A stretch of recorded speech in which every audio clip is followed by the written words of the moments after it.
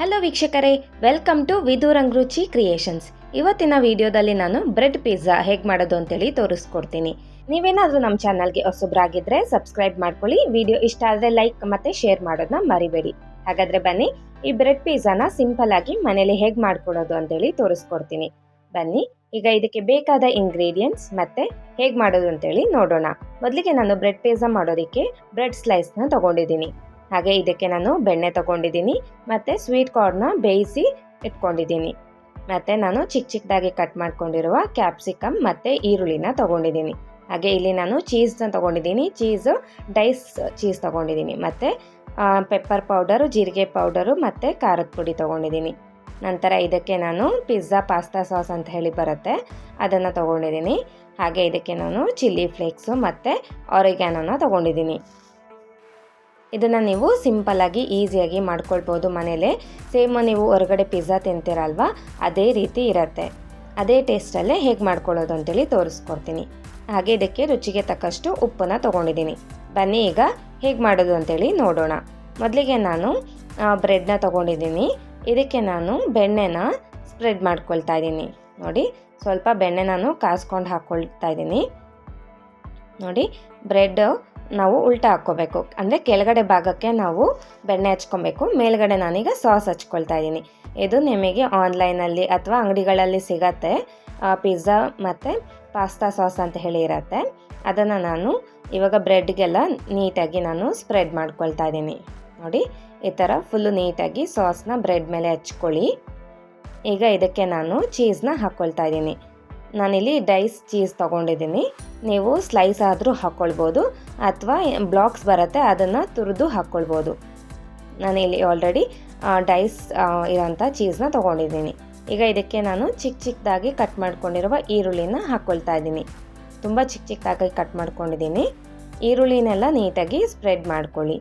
ಮತ್ತು ಈಗ ಇದಕ್ಕೆ ನಾನು ಕ್ಯಾಪ್ಸಿಕಮ್ನ ಚಿಕ್ಕದಾಗಿ ಕಟ್ ಮಾಡ್ಕೊಂಡು ಹಾಕ್ಕೊಳ್ತಾ ಇದ್ದೀನಿ. ನೋಡಿ, ಈಗ ನೀಟಾಗಿ ನಾನು ಕ್ಯಾಪ್ಸಿಕಮ್ ಎಲ್ಲ ಕಡೆ ಹಾಕ್ಕೊಳ್ತಾ ಇದ್ದೀನಿ ಬ್ರೆಡ್ ಮೇಲೆ. ಈಗ ಇದಕ್ಕೆ ನಾನು ಸ್ವೀಟ್ ಕಾರ್ನ್ನ ಹಾಕ್ಕೊಳ್ತಾ ಇದ್ದೀನಿ. ಸ್ವೀಟ್ ಕಾರ್ನ್ನ ನಾನಿಲ್ಲಿ ಬೇಯಿಸಿ ತೊಗೊಂಡಿದ್ದೀನಿ. ನೋಡಿ, ಕಾಳನ್ನೆಲ್ಲ ಬಿಡಿಸಿ ಇಟ್ಕೊಂಡಿದ್ದೆ, ಅದನ್ನು ನೀಟಾಗಿ ನಾನು ಬ್ರೆಡ್ ಮೇಲೆ ಹಾಕ್ಕೊಳ್ತಾ ಇದ್ದೀನಿ. ನಿಮಗೆ ಇನ್ನೂ ಜಾಸ್ತಿ ಬೇಕು ಅಂದರೂ ಹಾಕ್ಕೊಳ್ಬೋದು. ಈಗ ನಾನು ಇದಕ್ಕೆ ಪೆಪ್ಪರ್ ಪೌಡರ್ನ ಹಾಕ್ಕೊಳ್ತಾ ಇದ್ದೀನಿ.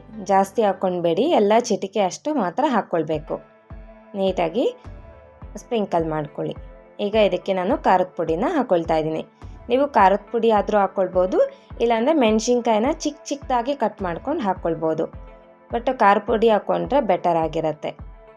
ಈಗ ಇದಕ್ಕೆ ನಾನು ಜೀರಿಗೆ ಪೌಡರ್ನ ಹಾಕ್ಕೊಳ್ತಾ ಇದ್ದೀನಿ. ಮತ್ತು ಇದಕ್ಕೆ ರುಚಿಗೆ ತಕ್ಕಷ್ಟು ಉಪ್ಪು.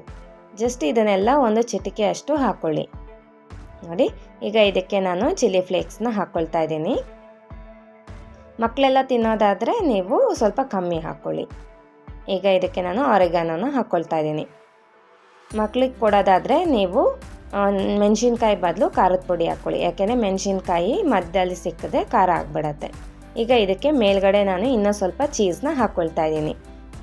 ಈಗ ನಾನು ಇದನ್ನು ಅಂಚು ಮೇಲೆ ಇಟ್ಕೊಳ್ತಾ ಇದ್ದೀನಿ. ನೋಡಿ, ಈಗ ಆಗಿತ್ತು. ಇದನ್ನೆಲ್ಲ ನೀಟಾಗಿ ನಾನು 4 ಮಾಡ್ಕೊಂಡಿದ್ದೆ. ಸೇಮ್ ಅದೇ ರೀತಿ ಅದೇ ಸ್ಟೆಪ್ಸ್ 4 ಬ್ರೆಡ್ ಸ್ಲೈಸ್ಗೆ ನಾನು ಮಾಡ್ಕೊಂಡಿದ್ದೀನಿ.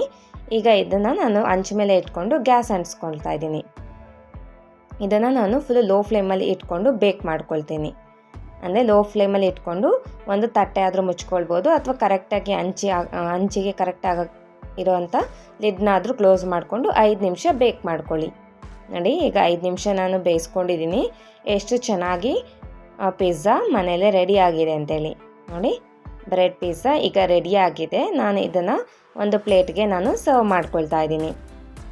ನೋಡಿದ್ರಲ್ವಾ, ಎಷ್ಟು ಈಸಿಯಾಗಿ ಬ್ರೆಡ್ ಪಿಜ್ಜಾ ಮನೆಯಲ್ಲಿ ರೆಡಿ ಆಗಿದೆ ಅಂತೇಳಿ. ಇದು ಸೇಮ್ ನೀವು ಹೊರಗಡೆ ಪಿಜ್ಜಾ ತಿಂತೀರಲ್ವ, ಅದೇ ರೀತಿಯಲ್ಲೇ ಇರುತ್ತೆ. ನೋಡಿ, ಈಗ ನಾನು ಇದನ್ನು ಕಟ್ ಮಾಡ್ಕೊಳ್ತಾ ಇದ್ದೀನಿ.